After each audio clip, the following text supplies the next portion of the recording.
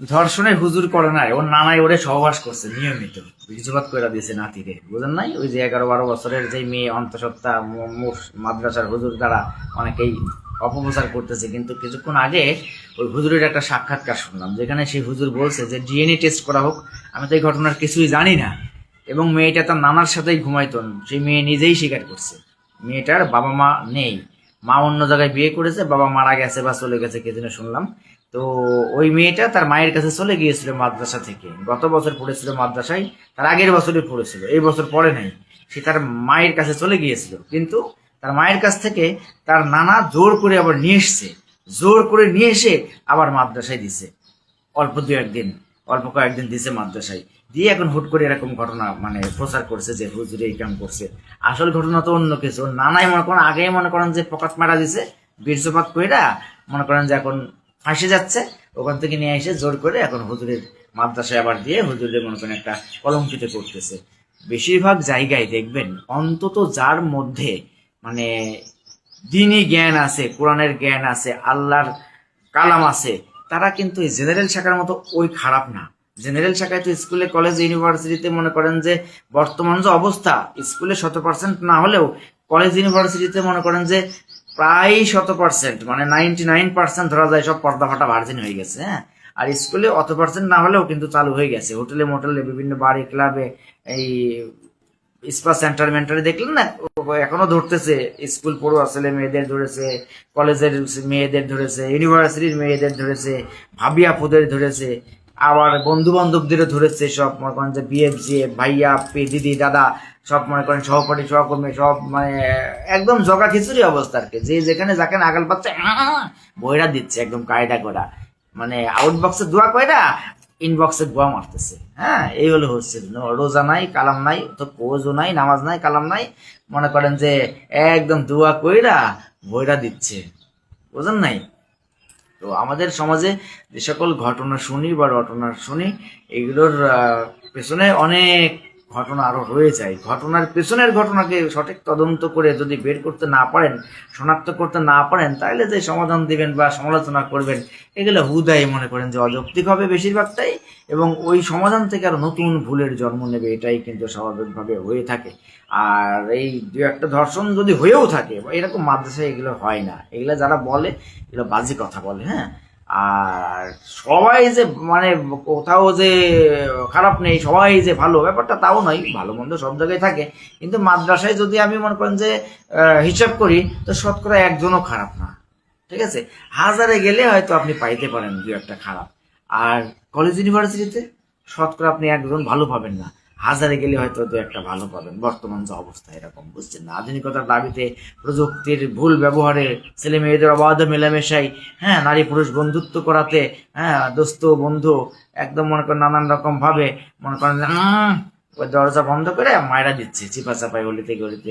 পার্কে পুরকে দেখেন না, হাতাহাতি চলতেছে, পাড়াতো মামাতো খালাতো ফুপাতো, হ্যাঁ, এরকম পাতানো হাতানো মাতানো সবই মনে করেন যে এরকম সাতানো সম্পর্ক আর কি, বুঝলেন না? বিভিন্ন জায়গায় শো টো করে বেড়াই, দেখে বেড়াই, ওরা মনে করেন যে অবাধে মেলামেশাই, ওই সবই শোয়া ওই গল্প আর কি। দেশ বিদেশি নাটক সিনেমায় গানে নাচে, যেখানেই বলেন না কেন ঘটনা কিন্তু ঘুরে ফিরে ওই একই প্লাগ অ্যান্ড সকেটে মানে মোতার জায়গায় গোতা দেওয়ার ধান্দা আর কি, এই আর কি বলতেছি। তো সমস্যা হচ্ছে গুরুত্বপূর্ণ যেটা, যে স্কুল কলেজ ইউনিভার্সিটিতে প্রতিনিয়তই বেপর্দা বেহায়াপনা উশৃঙ্খলা নারী পুরুষ অবাধে মেলামেশা করে বেড়াচ্ছে, তাদের সমস্যা নেই।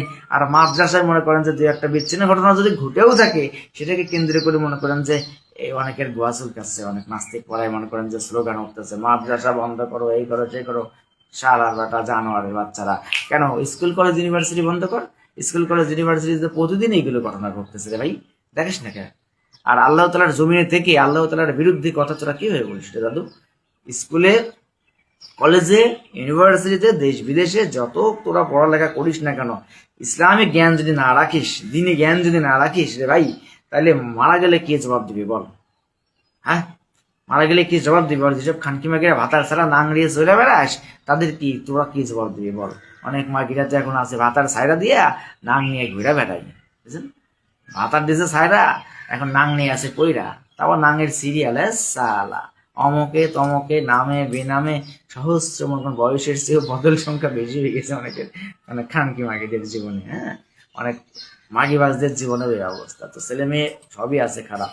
এখন জেনারেল শাখায় ভালো মানুষই খুঁজে পাওয়া মুশকিল, ভালো ছেলে মেয়ে খুঁজে পাওয়া মুশকিল, আর মাদ্রাসায় খারাপ ছেলে মেয়ে খুঁজে পাওয়া মুশকিল অবস্থা। সবাই বেশিরভাগই অন্তত দিনই চর্চা করে, আমল করে, আল্লাহ তাআলার কোরআন হাদিস পড়ে, তারা এরকম জেনারেল শাখার মতো মতন যেখানে যেখানে এটা দেয় না। হ্যাঁ, ওখানেও খারাপ আছে, খারাপ নেই তা না, ভালো জায়গায় শয়তানেরও বেশি থাকে। কিন্তু স্কুল কলেজ ইউনিভার্সিটির মতো শতাংশ হিসাব করলে মাদ্রাসায় এরকম লুচ্চাও নাই, মাগিবাজও নাই, ওরকম 12 ভাতারিও নাই, বুঝলেন না? খুব কম, বললাম ওই 1000-এ 2-1টা পাবেন যারা খারাপ। হ্যাঁ, আবার সবাই যে ভালো ঢালাওভাবে ব্যাপারটা তাও নয়, কিন্তু অন্তত জেনারেল শাখার মতো এরকম মনে করেন যেখানে সেখানে পোকাত মারি বেড়ায় না। হ্যাঁ, 2-একটা ঘটনা থাকে, ধানের মধ্যে সিটা থাকে, সেগুলো যাচাই বাছাই করে করা হোক, করে তাদেরকে দোষী যাদেরকে শনাক্ত করা হবে তাদেরকে উপযুক্ত শাস্তি দেওয়া হোক। এটা যদি হয় জেনারেল শাখায়ও তাই। আর মাদ্রাসায় যদি পুরুষ শিক্ষক বন্ধ হয়, নিষিদ্ধ হয়, তাহলে মহিলা কলেজে কেন নয়?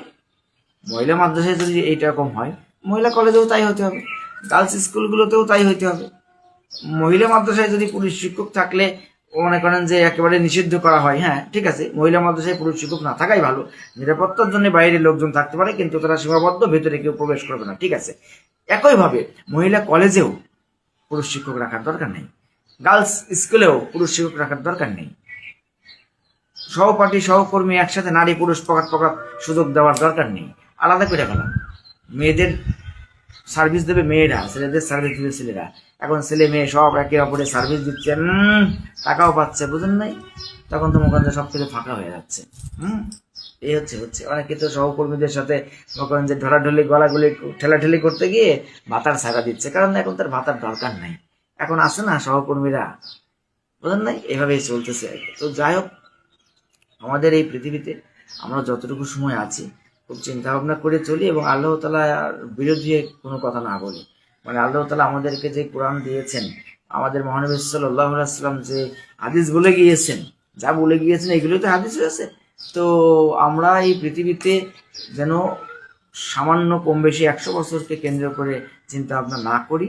এই 100 বছরকে জিততে গিয়ে, 100 বছরকে মনে করেন যে অর্জন উপার্জন করতে গিয়ে আমরা সতীত্ব বিসর্জন দিয়ে দিচ্ছি, মনে করেন যে নীতি আদর্শ বিসর্জন দিয়ে দিচ্ছি, সব মনে করেন যে চিৎ করে উপদ করে মারা দিচ্ছি, অথচ পরকালের কথা চিন্তা করতেছি না। মারা গেলে উল্টা করে ভোটা দিব একদম। এই জন্যে সবকিছু চিন্তা ভাবনা করে যতটুকু সময় আছে ভালো থাকি, ভালো রাখি। লাইফ মোটিভেশন ক্লাব করতে গিয়ে আমি কনসার্ট বিদায় নিচ্ছি। পকাত বন্ধ হোক।